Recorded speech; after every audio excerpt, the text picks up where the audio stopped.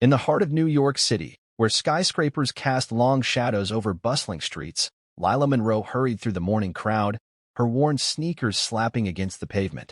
At 22, she was a nobody in a city of somebodies, a barista at a trendy downtown cafe, barely scraping by on tips and dreams. Her chestnut hair was tied in a messy bun, and her hazel eyes, though tired, sparkled with a quiet resilience. She carried a tattered notebook filled with poetry she'd never shared, each verse a whisper of hope in a world that often overlooked her. Lila's life wasn't glamorous, but she had a gift: kindness.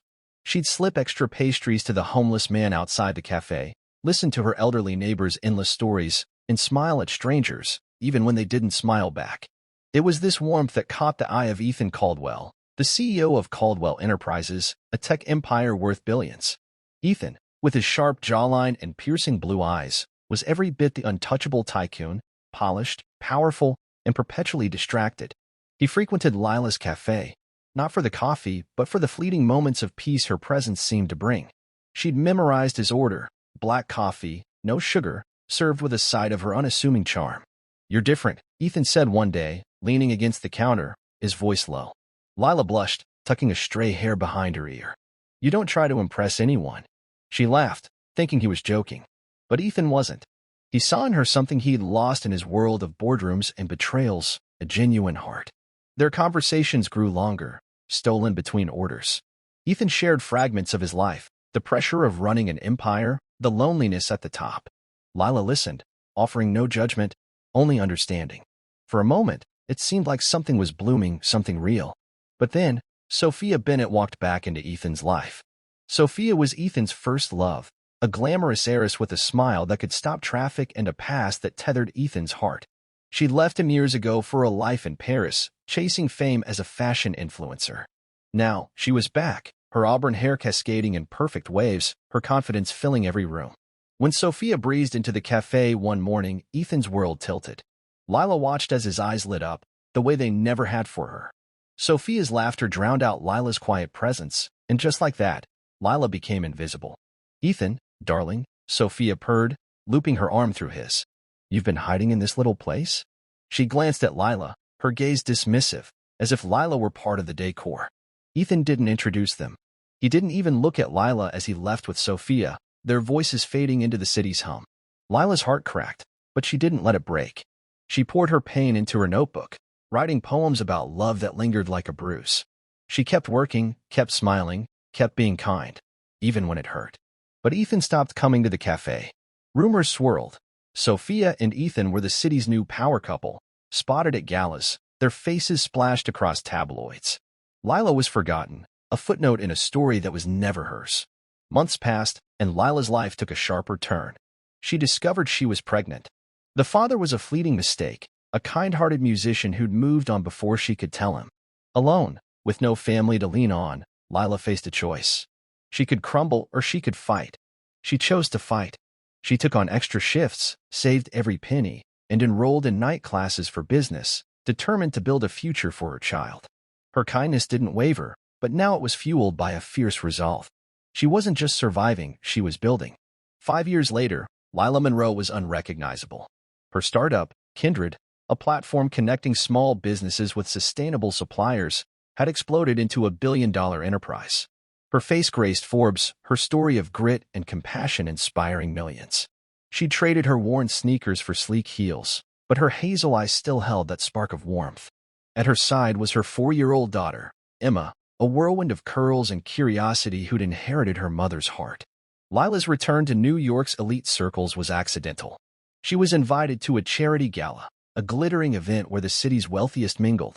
She went, not for prestige, but to raise funds for her nonprofit arm, which supported single mothers. Dressed in a simple emerald gown, she stood out not for flash, but for presence. Whispers followed her: "That's Lila Monroe, the billionaire who started from nothing." Ethan was there, of course, with Sophia on his arm.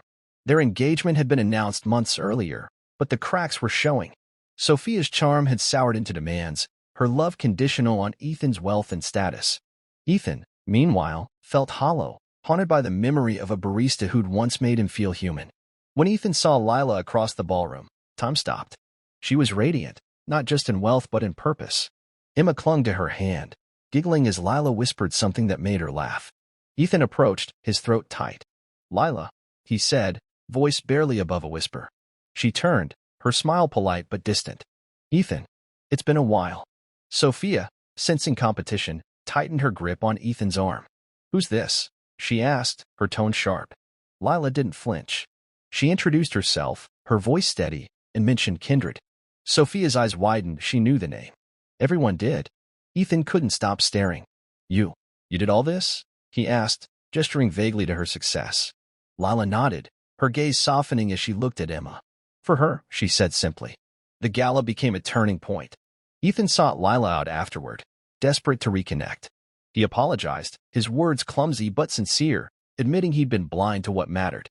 Sophia had left him that night, her parting words a bitter confirmation of her true priorities.